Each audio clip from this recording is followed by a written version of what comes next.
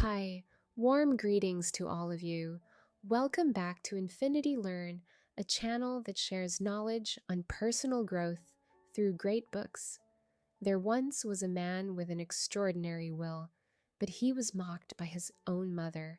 She told him the books he wrote were only good for wrapping tobacco.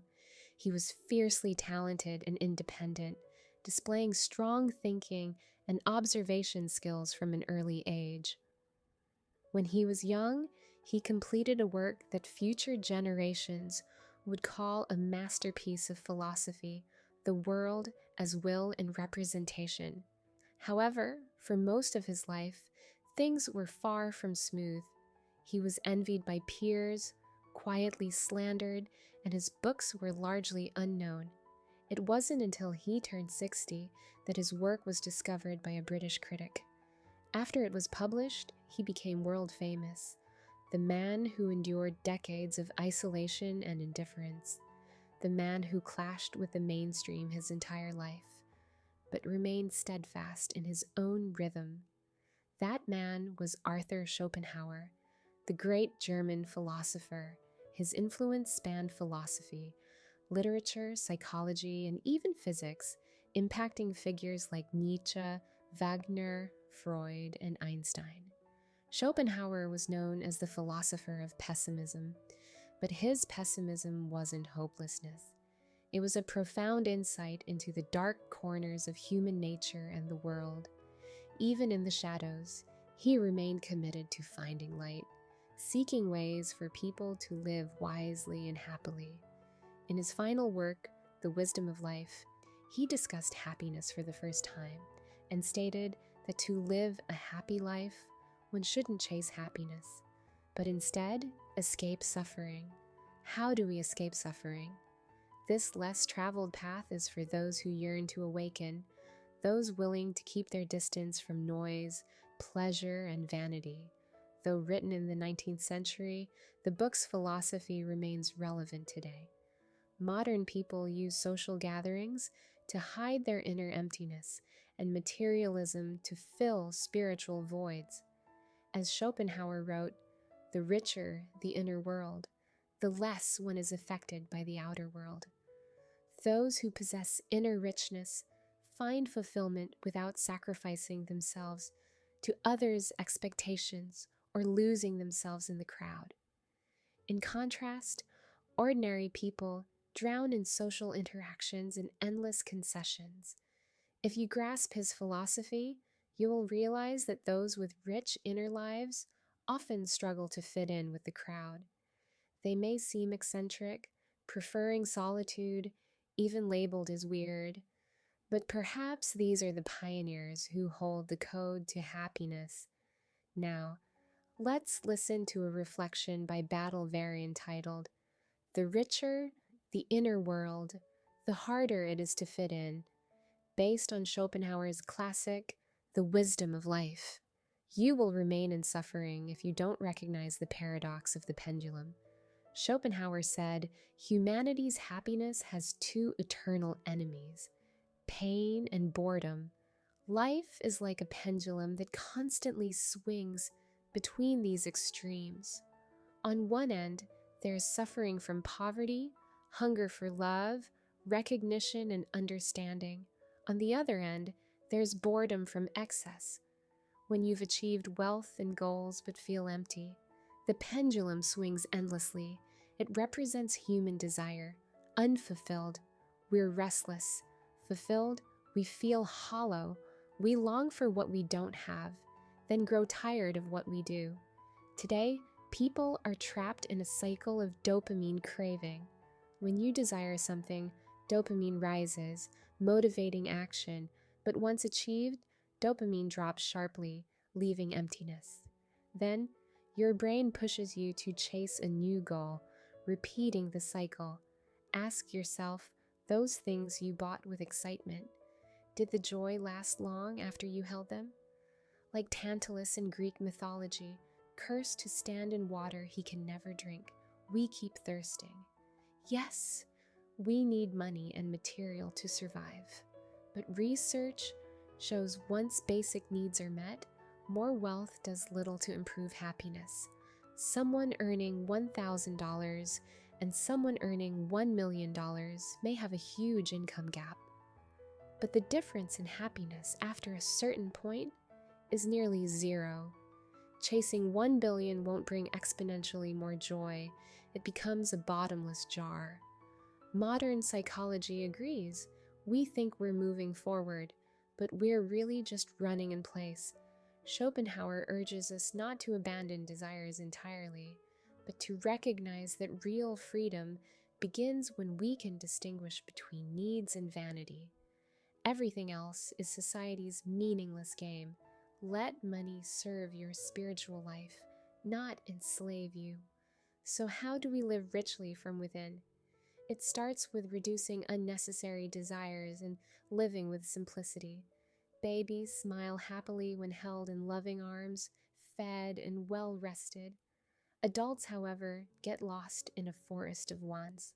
Schopenhauer believed to stop chasing desires, we must first let go of worries about the future and regrets of the past. Enjoy the present.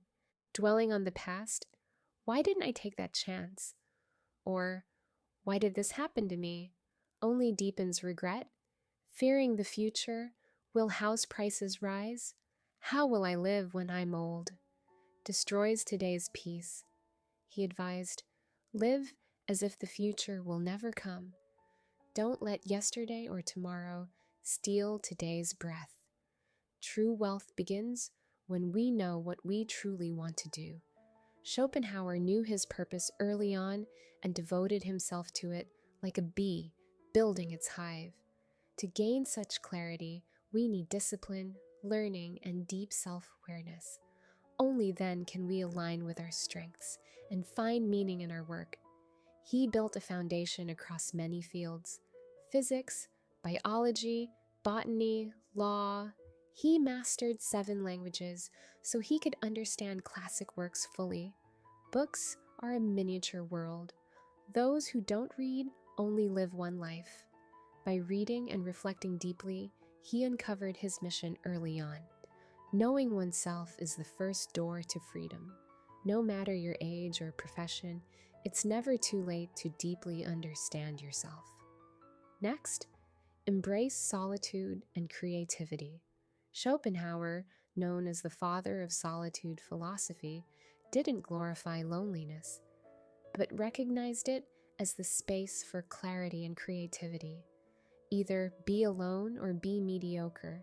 He believed you could either nourish wisdom alone or dissolve into the crowd as a blurry copy. Creative solitude isn't isolation. It's a conscious disconnection from noise to hear your own voice. He spent most of his time alone, reading, writing, and conversing with great minds through pages.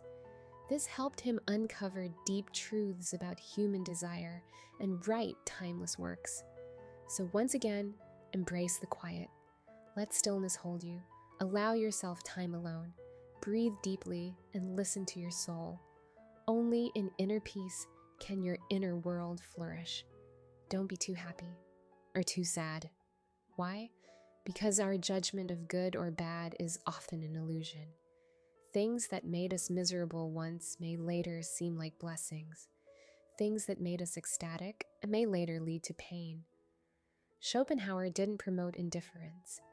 He wanted us to detach from attachment to outcomes. Every event is part of a greater causal chain.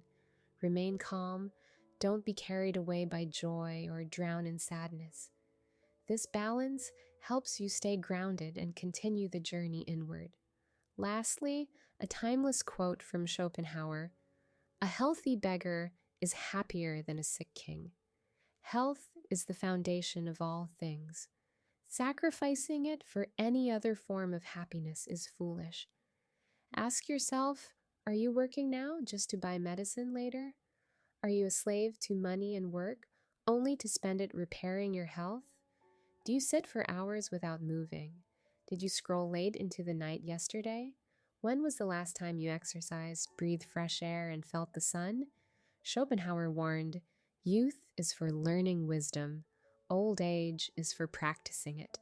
Don't mix them up. Without health, everything else is like the moon and water, beautiful but unreachable. These are the core principles of Schopenhauer's view on happiness and inner richness. Though simplified here, building a rich inner life has no single path. His ideas are a map, not the only way. Meditation, mindfulness, and creative arts also enrich the soul. He even saw art as medicine for human suffering. From the 21st century, his philosophy feels prophetic. In an age overflowing with material, we face a spiritual drought. We see empty faces scrolling on subways, live streams shouting, "Buy now!" Young people flock to music festivals and post curated lives while their minds remain asleep. We shop endlessly, but say we have nothing to wear. We use filters to mask our real selves and become ideal versions online. Modern afflictions like burnout and anxiety expose a poverty of the inner world. Despite the wellness boom, yoga retreats, expensive meditations, our souls remain intoxicated with desire and comparison. Travel is booming, but people rarely pause to feel the breath of the earth. Fast living, food delivered to your door, tender romances, children in international schools who don't know folk songs. Now, with AI ruling everything from traffic to essays, people lose real conversations and independent thought.